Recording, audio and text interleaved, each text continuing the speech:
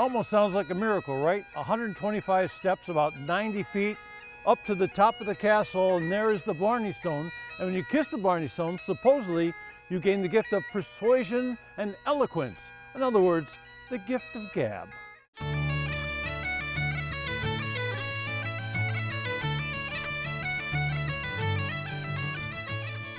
We're here just outside Blarney Castle in the County Cork, where legend has it, if you kiss the stone, you get the gift of eloquence. So you obviously don't need to do that, but... Oh, there we go, back and forth here.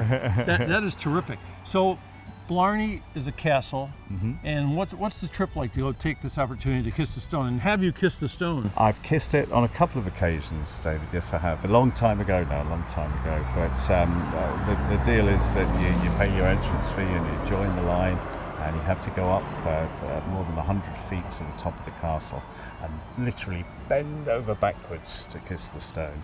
So it's not for everyone, but if you can manage it, it's one of those things. How did this legend come about? Well, that's a little bit of Blarney involved, I think. That they were trying to encourage people to come.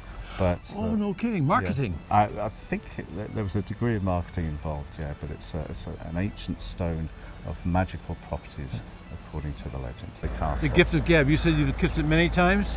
Twice. That was enough. So you got a double dose. Yes, you could say that. So long Blarney.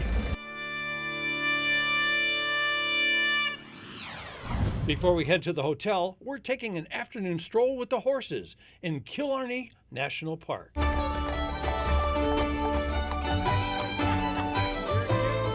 The horse up ahead of us, the horse's name is seldom fed and the driver is seldom sober. Billy, somebody told me if I wanted to see Killarney, find Billy. Why did they tell me that? Well, there's only a couple of us left and I'm two of them. And I'm at this job here. I'm actually 60 years doing this job, believe it or not. Well, the way you recognize things in the forest, I didn't know whether you were a guide or an arborist. Yeah, I am an arborist, by the way. I do all the tree. I was born in the park. My father was the ranger here when the park was privately owned. So then I'm a we call them tree surgeons in Ireland. So in the winter time, from end of October on, I go back and I maintain the trees for them. Okay, so you're an arborist, you're a guide, yeah, and you're also a comedian. That's right. Yeah, multi-talented. Multi-talented, because I saw you were sitting next to my wife as we were coming through the park. Yeah. And I haven't seen her smile like that in a long time. I know, yeah, that's the way it goes. Yeah, you're not doing too bad yourself now. we're hanging in there. So how big is this park? In total, we've got 26,500 acres here in the park. Now that compiled of 3 different little private estates one time. We had Buckras, which is out the other side, 11,500. John McShane, the man that built the Pentagon in America, he owned this section we're in, 8,000 acres. And an English lady owned it where we came in by the river above, 5,000 acres there. And all 3 of them donated them back to the people. Wow. So in total, we have 26,500 acres. That's including the lakes behind us and the mountains over here. And what a collection of wildlife. Fantastic. You've got a load of wildlife in the park. You've got myself, deer, foxes, rabbits, hares, badgers, otters, mink. People got a big kick out of seeing the deer running out. That's right, and they have no natural predator here, you see, that's a problem. That's a problem a lot of places now. All over the world is the same. Overpopulation of deer is a major problem. Hey, so we've got all this going on with you. Talk about arborist, guide, comedian, and sort of like a chemist also, because you were pointing at plants and saying this is a cure for this, it's a medicine for that. That's right. Tamoxifen from the bark of the yew tree, Digoxin digitalis from the flower of the foxglove, aspirin from a flower called meadowsweet, and penicillin from lichen or lichen moss. I think in the end, when I look at you and I listen to you and I see you and watch what you do, you're a medicine for a good time. I love it. You're the best. Thank you, Billy. You're welcome. And the town centre is just up there. Loads of singing pubs, little restaurants, bars, and it's no problem to walk here 24/7 on your own day or night, guys.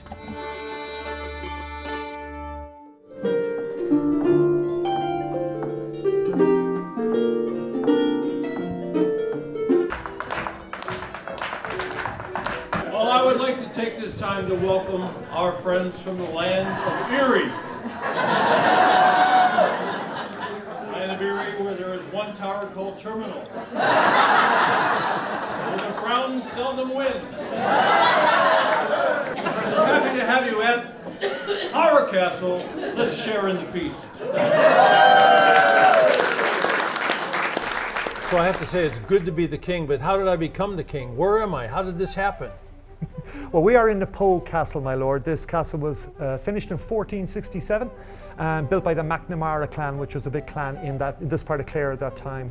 And so it came into the hands of the Irish Tourist Board in about the 1960s, and we've been running these banquets since 1969. And every night there's 4 kings and 4 queens, and we knew you were coming, my lord, so we had to grab you this evening. I was surprised how the angels arrived also, because your fingers strumming through the harp is magical. Thank you very much. Thanks very much. Well, yeah, this is my 3rd season working here, and it's very enjoyable. So how long did you study to learn and practice and become that beautiful?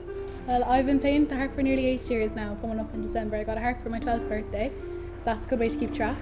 Yeah, and I haven't quit yet, so I'll keep going for another while. I haven't got sick of it yet. Well, you keep going, and I was so amazed to hear that your father preceded you in this role, in this castle, doing that. What does that feel like? I know, we started in 1969, and my dad was the first guy to do this job for 12 years until 1981, when he took on a more important job and he just had to give it up at that point. So when I came back after a number of years abroad 3 years ago, I said I have to try it. Look at me dressed as the king, and I'm thinking when I come in here, this is going to be a can of corn, but it was a luscious delight. How do people react to this? I think people enjoy themselves here a lot. We try to put on a very good show. We It's try to a give great people. show. We try to give the authentic experience. We know people are spending a lot of money to travel from around the world. A lot of whom come from the United States. We want them to have a good time. We want them to experience what life might have been like hundreds of years ago. This is a McNamara castle. We get a lot of McNamaras here from the United States that come from all over, all 50 states, and we often try to acknowledge them and point them to this is where their ancestral home ultimately would have come from, this part of Clare. It's another piece of magic here in Ireland, and thank you so much for it. I appreciate Thank you it. for coming. Thank you very I much. thought I heard angels tonight. Thank you.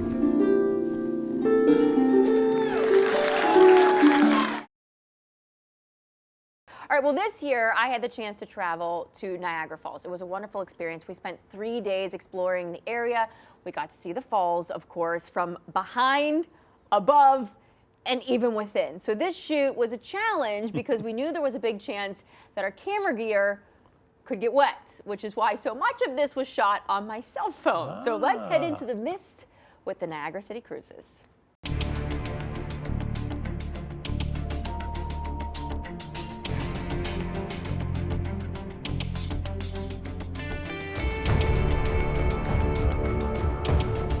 We just hopped on board Niagara City Cruises. We're about to get drenched. Here we go. We're the only ones on the bottom floor. Everyone else is up top. I don't know if that's a good or bad thing. I don't know. We'll see. You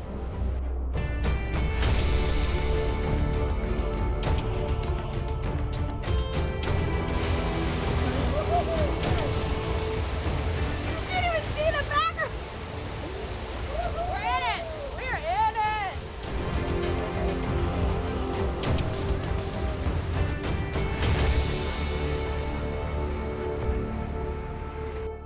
Well, since we were soaked by the end of that ride, we made sure to end our day with that shoot, but it was so neat to see the falls up close like that. It's definitely something that you have to cross off that bucket list. Not all adventures are created equal. Some require a bit more bravery than others. This spot is only a couple hours from Northeast Ohio, and it's the place where I overcame my fear of heights to fly over a natural wonder.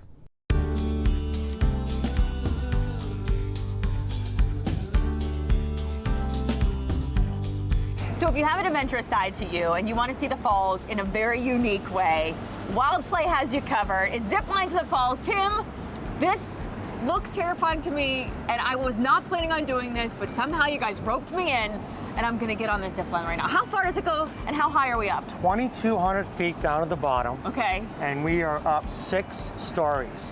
So Okay. you are going to have a great time. Are you sure about that? I am positive. We've been here for 10 years. We've done over 1 million people, Wow. and everybody loves it. I can guarantee And you're going to love do. it. Well, you know what I like about it too? As we watch them go down, you're kind of seated. And I feel like that'll make me feel nice and secure. It will. You can hang on if you want. You can just let go if you want. You could be a bird. or it can be concrete, whatever you want. Honestly, I like the feel of it. It seems like it moves a teeny bit slower, so you really get to take everything in as you're going down. It's a real breath of fresh air. Like you could really just sit there and get into your own space while you're going down. It is absolutely the most relaxing but adventurous thing you could ever do in your life. Well, and you probably feel like you're one of these birds, the seagulls that are flying around everywhere, right? You are. You are as free as you can be, and it's wonderful. How, can kids do this too? Do you have to be a certain height? How 7 years of age. 7 years of age? Yep, and so that's all we need. 7 years of age, and away you go. All right, so initially, like I said, I was going to have my producer Mackenzie go down for me. But now Adam, who's here with you guys, said, just do it. So we're gonna do it together. So let's go. I'm get ready. souped Let's up. go. Okay, here we go.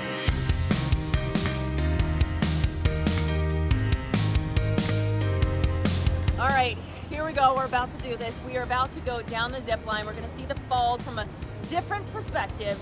We are in the yes-destination. That's what I'm hearing. So I decided to say yes after saying no before because, well, you got to just go with it, right? When in Niagara Falls. So we're about to head down this 2,200 foot drop, I should say. Nervous? But I got this. Deep breaths, right? Look at them go. Oh, there they go. There they go. That's Greeny. Okay. Woo-hoo-hoo-hoo. Oh my gosh! Go, three!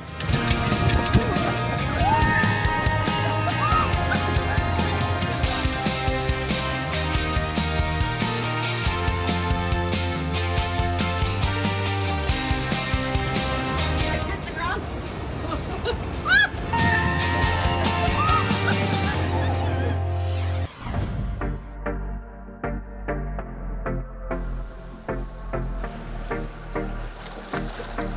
We are here in Grand Turk in Turks and Caicos. The country is beautiful. Look at that bright blue water. Right when you get off of the boat, you can come and you could hang out here at the beach all day long if you wanted to. Sip a little Mai Tai under the palm trees. You know what else is really cool? Fun little trivia fact. This is where John Glenn first stepped on dry land after they orbited Earth back in 1962. So there is a replica of the capsule over there and a lot of other fun facts about that. But you could just sit at the beach. You could go get something to eat. What else you could be doing though is exploring the entire island. And there are so many ways to do it. You could do golf cart, you could do the duck boats that they have, ATVs. You could also do the dune buggies. And that is what we're about to do. So we're going to see how Nicole does driving on the left side of the road because this is a British territory, of course.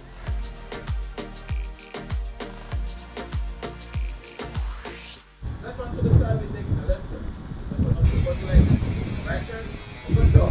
Just open door, right? We are here in beautiful Grand Turk, and one of the best ways to immerse yourself in all that this wonderful island has to offer is by getting ready to go on a dune buggy tour. Now, we hear that the island is about 7 miles wide, so we're not sure exactly how long this tour is going to take, but from what we hear, there could be an opportunity to see some wild horses, which I know Natalie and I are hoping to see. This is the perfect way to kind of get an inside feel for all the island has to offer, so come along. Let me see. Were you paying attention to the hand signal? No. All right, here we go. Sorry, cautious driver here. I would also be happy seeing a whale today. A whale or a horse, that will make my trip. Thank you. Oh, this is great. When I was younger, I wanted to be a race car driver. You did? This is cool. Sorry. There was. It just, there were no lights. Oh my God. I'm so sorry. Oh my God. That was not funny. I think we need to switch. Oh my God, I'm so sorry. Girl, it's fine. Oh,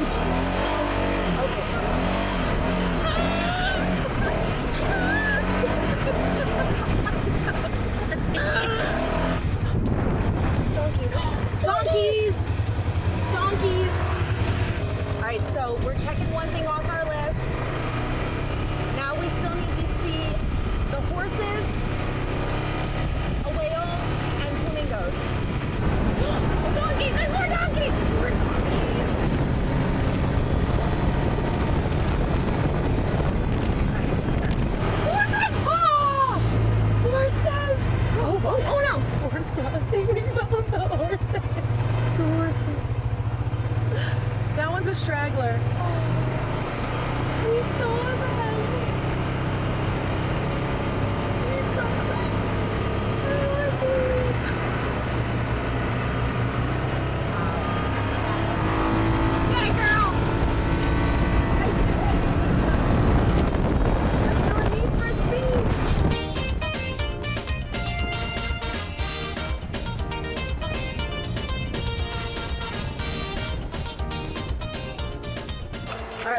of all, how do you think I did?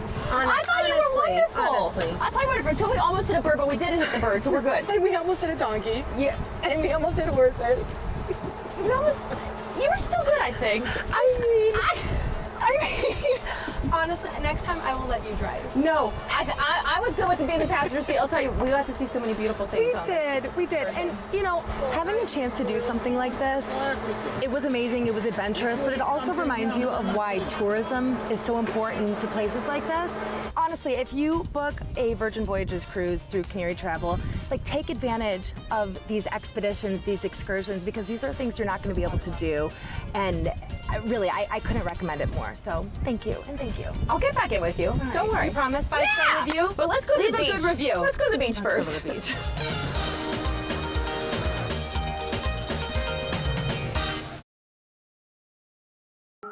Welcome to Amelia Island. We are here just off the northeast coast of Florida, and you can feel the southern charm everywhere you look. Madison, I have fallen in love. It's my first time, and I can't wait to come back again. Understandably. You get it. Yes. You've been here how many years now? 4. 4 years, Yep. and I have a feeling she's never leaving. I'm not. I'm not. This is a type of place that people can come all year long and really get out and enjoy the outdoors. Yeah. The temperatures are beautiful all year long. Right now we're in summer. We're in our peak season, so everyone is here hitting the beach. They're outdoors. They're kayaking. They're out to eat on patios, live music. And then in the fall, it's just as beautiful. A little more mild temperatures, less busy, so you can't go wrong. I'm just gathering this vibe that you do so many different things down here that are not typical of Florida destinations. Yeah, I think that there's so many ways to get out on the water, whether you're kayaking intercoastal, you're chartering a boat and fishing, you're on the beach, 13 miles of pristine beach, just kicking back and relaxing. There's so much history, there's so much culture, good food, yet it's so small and quaint that it feels like your own. So it's really special. Can we hit on those beaches a little bit more? Because I've heard the beaches are absolutely beautiful. Yeah, it is. It's a very different feel. You've got the sea oats and the sand dunes and the Appalachian quartz sand. It's beautiful, and we take great pride in keeping them clean and beautiful for everyone to enjoy. You mentioned history. There is a lot of history that surrounds this place, and it's really fun for people to really get a feel for that too. Yeah, so humble brag, we are the only place in the country that can say we had 8 flags flown over us. So you can see that influence all around, whether it's the architecture, the food, you name it. Well, I heard that you can do horseback riding on the beaches. That also makes you stand out. Yeah, we are one of the only beaches in Florida that you can horseback ride at the state park, and it's beautiful, or on Peters Point Beach, so it's very much on the bucket list for a lot of people that come here. There's one other thing that I heard about that I feel like I have to go and explore, and it just happens to be right on the other side of the street over here. Tell me more. I'm gonna take you there. So we've made our way to the Fernandina Harbor Marina. We are right across from downtown. People are out walking around, enjoying those ice cream cones and getting a view of the Amelia River. But I have one of the coolest ways to really see this. Let's go.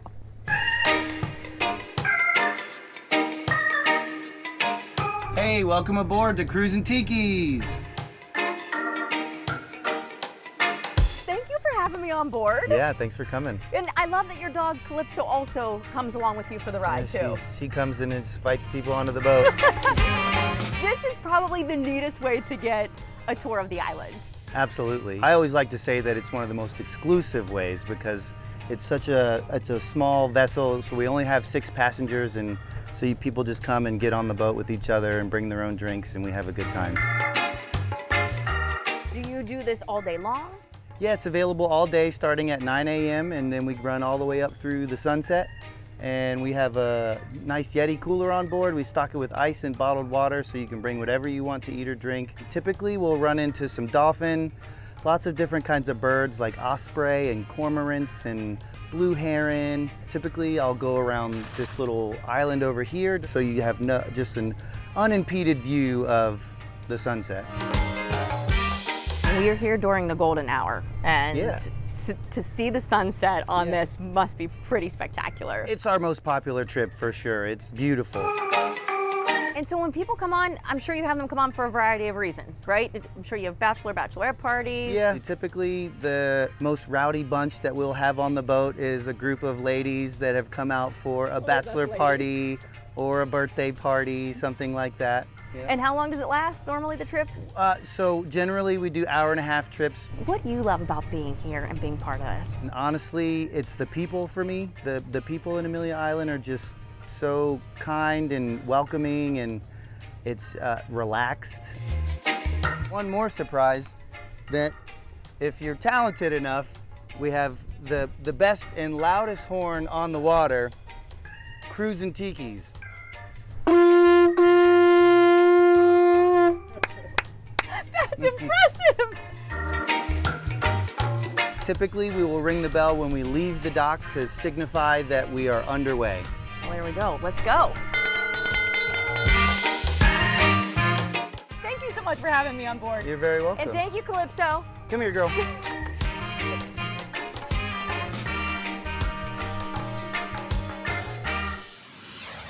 When it comes to planning that trip, keep the animals in mind. If you love horses and you want to witness them living their best life and roaming free on the island, I have the perfect place to visit. Hitting Maryland's coast means trying new things. Maybe not just thinking about Ocean City and all those fun rides. How about the beaches where you can see wild horses? We are here at Assateague Island. I have National Park Ranger Hugh Hawthorne joining me. Thank you so much for giving us. We're getting a look at the visitor center here, which is absolutely beautiful, and it gives us a first look at what we're going to explore outside. Absolutely. The visitor center here, we're just on the mainland side of the bridge.